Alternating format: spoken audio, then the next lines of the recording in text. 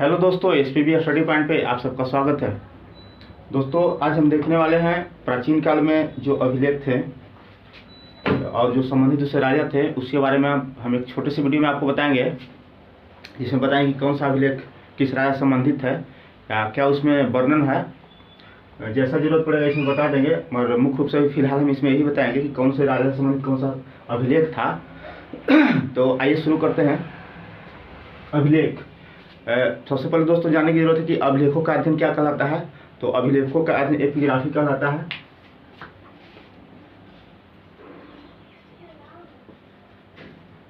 Direct आपको objective base question में पूछ देगा कि अभिलेखों का अध्ययन क्या है या एपिग्राफी क्या है। तो अभिलेखों का अध्ययन एपिग्राफी कहलाता है। आइए फिर इसको हम बारी बारी से कुछ लिख लिए हैं, 10 से 12 गो है, इसको बारी बारी से आपको बताएंगे और आप इसको अच्छे से देखिएगा और एक दो बार देखिएगा तो याद हो जाएगा, क्योंकि ये बहुत ही इम्पोर्टेंट रखता है रोल, बहुत इंपॉर्टेंट रोल उस एग्जाम में रखता है जो मुख्य रूप से जीएस का होता है, जीके जीएस का। तो अगर बिहार दरोगा की बात करें तो यहाँ क्वेश्चन आता ही है और बीपीएससी में भी आता है, आप सिपाही में भी आता है आपका, और जो भी है एसएससी जीडी या जो भी हो जहाँ जीएस रहता है उसमें जरूर देखने को मिलेगा आपको। तो आइए शुरू करते हैं। हाथी गुफा अभिलेख। हाथी गुफा अभिलेख में एक आप सुने होंगे प्राचीन काल में एक कलिंग था जिसको भी वर्तमान में उड़ीसा के नाम से जानते हैं। वहीं के राजा थे खारवेल, जो चेदी वंश से संबंधित है, उन्हीं से संबंधित है। खारवेल थे, कलिंग नरेश खारवेल थे, जो चेदी वंश से संबंधित है। ठीक है, खारवेल से संबंधित है। हाथी गुफा अभिलेख खारवेल से संबंधित, कलिंग नरेश जो वर्तमान उड़ीसा है, चेदी वंश से संबंधित है। दूसरा देखते हैं प्रयाग प्रशस्ति अभिलेख। प्रयाग प्रशस्ति जो इलाहाबाद में स्थित है, इलाहाबाद स्तंभ भी उसको कहते हैं। तो प्रयाग प्रशस्ति में एक गुप्तकालीन शासक थे प्राचीन काल में, जिनको नाम था समुद्र, जिनको कविराज के नाम से भी जाना जाता है। प्राचीन इतिहास में कविराज के नाम से जाना जाता है इनको। एक गुप्त वंश से संबंधित है, गुप्त वंश से संबंधित है।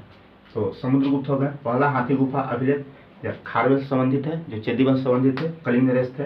दूसरा प्रयाग प्रशस्ति स्तंभलेख जो समुद्रगुप्त से संबंधित है, जो गुप्त वंश से संबंधित शासक हैं और ये इलाहाबाद में स्थित है। जूनागढ़, ये आपका रुद्रदामन का जूनागढ़ अभिलेख है। रुद्रदामन एक शक शासक था। रुद्रदामन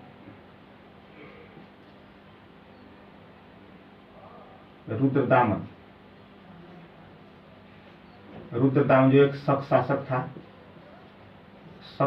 था या शक वंश से संबंधित था, जो भी आप समझ लीजिए। रुद्रदामन शक शासक या शक वंश से संबंधित था।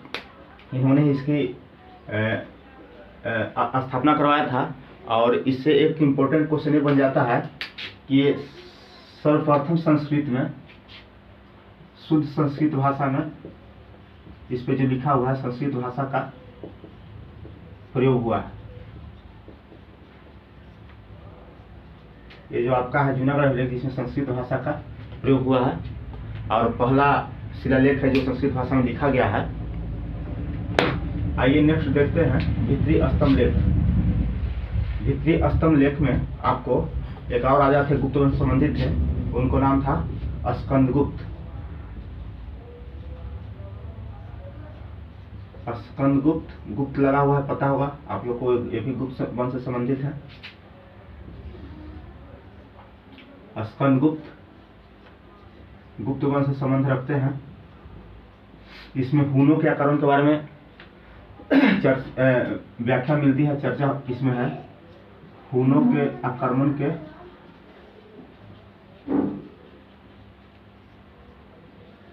की जानकारी मिलती है।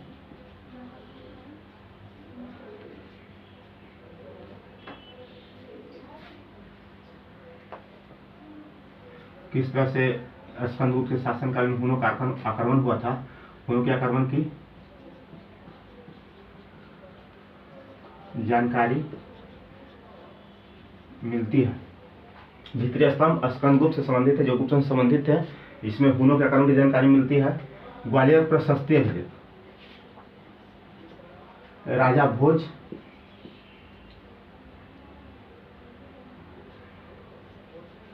राजा भोज के नाम सुने होंगे आप लोग। ये प्रतिहार वंश से संबंधित है। प्रतिहार वंश से संबंधित है राजा भोज। ग्वालियर के प्रशस्ति स्तंभ लेख जो राजा भोज से संबंधित है, जो प्रतिहार वंश से संबंधित है। देवपाड़ा, देवपाड़ा का लेख विजय सेन से संबंधित है। विजय सेन से संबंधित है। इसका वंश जानने की जरूरी नहीं है, क्योंकि ये आपको यही पूछता है कि देवपाड़ा स्तंभ, देवपाड़ा अभिलेख किससे संबंधित है, तो विजय सेन से। मधुबन एवं बांसखेड़ा, ये आपका इम्पोर्टेंट बन जाता है, क्योंकि राजा हर्षवर्धन जो वर्धन में संबंधित है उनके बारे में इससे जानकारी मिलती है। तो मधुबन एवं बांसखेड़ा अभिलेख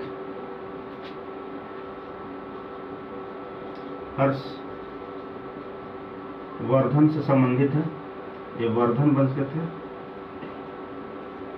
वर्धन वंश से संबंधित है राजा हर्षवर्धन। इनके बारे में कहा जाता है कि जो पुलकेशिन द्वितीय था, चालुक्य शासक पुलकेशिन द्वितीय ने इनको नर्मदा नदी के तट पर हरा दिया था और उनका विजय अभियान वहीं रोक दिया था। हर्षवर्धन के बारे में चर्चा है, आगे देखेंगे उसको। मंदसौर अभिलेख, मंदसौर अभिलेख एक मालवा के नरेश थे, उनको नाम था यशोधर्मन।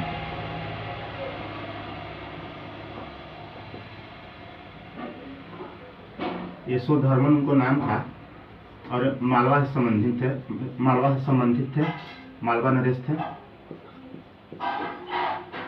मालवा के राजा थे। मंदसौर अभिलेख। नासिक अभिलेख, नासिक अभिलेख में आप याद रख सकते हैं गौतमी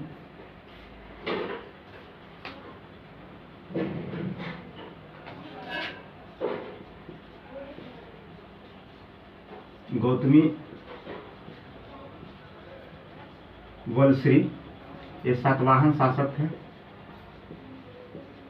सातवाहन वंश की स्थापना सातवाहन वंश से संबंधित थे। आपको हम बताना चाहते हैं कि सातवाहन वंश की स्थापना सिमुक ने किया था और सातवाहन वंश की राजधानी पैठन या पैठान थी। तो इस सब हम एक्स्ट्रा जब डिटेल क्लास लेंगे तो उसमें बता देंगे आपको। और नेक्स्ट है एरन अभिलेख, भानुगुप्त का एरन अभिलेख। भानुगुप्त से संबंधित है एरन अभिलेख, ये भी गुप्त वंश के शासक हैं, गुप्त वंश से संबंधित है। इसमें मुख्य रूप से यही बताया गया सती प्रथा का लिखित साक्ष्य मिला है।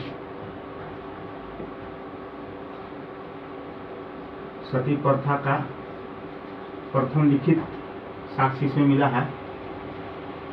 इसमें ये लिखा गया है कि जो एक भानुगुप्त के एक सैनिक थे, उनको सती हो जाने के बाद गोपराज को सती हो जाने के बाद किस तरह से उनकी पत्नी को गोपराज की चिता पे लेटा करके जिंदा ही जला दिया गया था। तो सती प्रथा का उल्लेख प्रथम यहीं से मिलता है लिखित रूप से, भानुगुप्त के एरन अभिलेख से। ये होल अभिलेख, ये होल अभिलेख आपको ये होल अभिलेख संबंधित है पुलकेशिन द्वितीय से।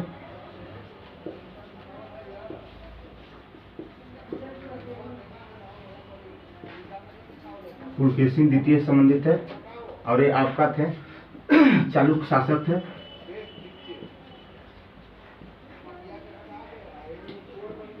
चालुक्य वंश से संबंधित थे और ये जो होल अभिलेख का जो रचयिता थे रविकृति, इन्हीं का दरबारी कवि थे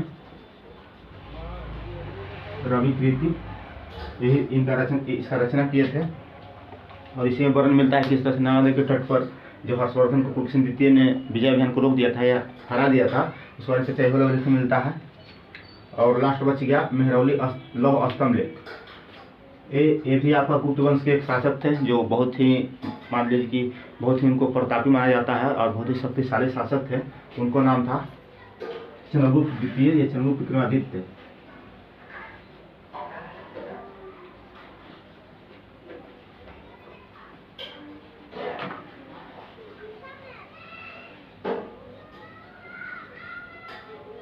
चंद्रगुप्त द्वितीय, इन्हीं को प्राचीन काल के इतिहास में चंद्रगुप्त द्वितीय को चंद्रगुप्त विक्रमादित्य कहा जाता है। और इन्हीं के विजय अभियान के बारे में मेहरौली का लौह स्तंभ लेख जो दिल्ली में स्थित है, इन्हीं के चंद्रगुप्त द्वितीय के बारे विजय अभियान के बारे में इसमें चर्चा मिलता है। गुप्त वंश से संबंधित है और इन्हीं का विजय अभियान, इसमें विजय अभियान की चर्चा है।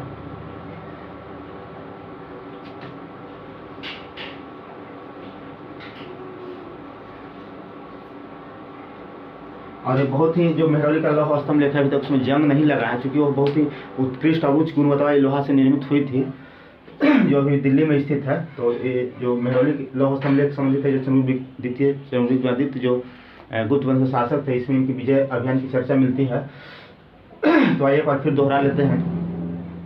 महत्वपूर्ण अभिलेख एवं शासक, महत्वपूर्ण अभिलेख एवं संबंधित शासक, अभिलेखों का अध्ययन एपिग्राफी कहलाता है। और ये अभिलेखों की परंपरा ये जो बनाने की या स्थापना करने की हुई शुरुआत किए थे, जो प्राचीन काल के एक शासक थे जो मौर्य संबंधी थे, अशोक थे, उन्होंने ही प्रथम बार इसका ऐसे भी आप याद रख सकते हैं कि भारत में अभिलेखों या शिलालेखों का जनक किसे कहा जाता है, तो सम्राट अशोक को कहा जाता है, जो मौर्य वंश से संबंधित हैं। बाद में फिर बहुत सारे स्तंभ लेख का निर्माण किया गया और विभिन्न राजाओं ने करवाया। तो उसी को देखते हैं डिटेल में। हाथी गुफा अभिलेख कलिंग नरेश खार से संबंधित है, जो चेदी वंश से संबंधित है। पर्याप्त प्रशस्ति स्तंभ लेख समुद्रगुप्त से संबंधित है, जो गुप्त वंश से संबंधित है। समुद्रगुप्त ही कविराज कहा जाता है, क्योंकि संगीत के बहुत प्रेमी थे, इसलिए इन्हें कविराज कहा जाता है समुद्रगुप्त को। रुद्रदामन का जूनागढ़ अभिलेख, जो रुद्रदामन ने स्थापना से करवाया था, तो रुद्रदामन का जूनागढ़ अभिलेख है रुद्रदामन से संबंधित, और ये सब शासक थे। जूनागढ़ अभिलेख का एक महत्वपूर्ण विशेषता है कि संस्कृत भाषा, इसमें जो लिखा हुआ संस्कृत भाषा का प्रथम प्रयोग किया गया था। इसमें भीतरी स्तंभ लेख स्कंदगुप्त से संबंधित है, गुप्त वंश स्कंदगुप्त से संबंधित जो गुप्त वंश के शासक थे, और इसमें हूनों के आक्रमण की जानकारी मिलती है। ग्वालियर प्रशस्ति लेख अभिलेख, ग्वालियर प्रशस्ति लेख राजा भोज से संबंधित है, जो प्रतिहार वंश के शासक थे। देवपाड़ा अभिलेख विजयसेन से संबंधित है। मधुबन एवं बांसखेड़ा अभिलेख हर्षवर्धन से संबंधित है, जो हर्षवर्धन वर्धन से संबंध रखते हैं या वर्धन के शासक थे। मंदसौर अभिलेख से एक मालवा के नरेश थे यशोधर्मन, उनसे संबंधित है। नासिक अभिलेख गौतमी वलश्री, जो सातवाहन वंश के शासक थे। एरन अभिलेख भानुगुप्त से संबंधित है, जो भानुगुप्त गुप्त वंश से संबंध रखते हैं और गुप्त वंश के शासक थे। इसी में सती प्रथा का प्रथम लिखित साक्ष्य मिला है भानुगुप्त के एरन अभिलेख से। एहोल अभिलेख पुलकेशिन द्वितीय द्वारा इसको स्थापना किया गया था, और एहोल स्तंभ लेख की जो रचयिता थे रविकृति थे। पुलकेशिन द्वितीय चालुक्य वंश से संबंध रखता है। पुलकेशिन द्वितीय ने ही राजा हर्षवर्धन को नर्मदा नदी के तट पर विजय अभियान को रोक दिया था, यानी कि उसको परास्त कर दिया था। मेहरौली लौह स्तंभ लेख, मेहरौली स्तंभ लेख दिल्ली में स्थित है, और ये अभी तक इसमें देखें तो जंग नहीं लगा है लोहा में। इसका पीछे रीजन यह है कि बहुत ही उत्कृष्ट और बहुत ही उच्च गुणवत्ता वाली लोहा का इस्तेमाल किया गया था, इसलिए जंग नहीं लगा है। इसमें चंद्रगुप्त द्वितीय, जो चंद्रगुप्त विक्रमादित्य के नाम से प्राचीन काल में जाने जाते थे, एक बहुत ही प्रतापी राजा थे। उनके विजय अभियान के बारे में चर्चा मिलती है। तो इस प्रकार से एक छोटा सा वीडियो हम आपके समक्ष लाए हैं, और दोस्त अच्छा लगे तो लाइक सब्सक्राइब शेयर जरूर कीजिएगा। धन्यवाद।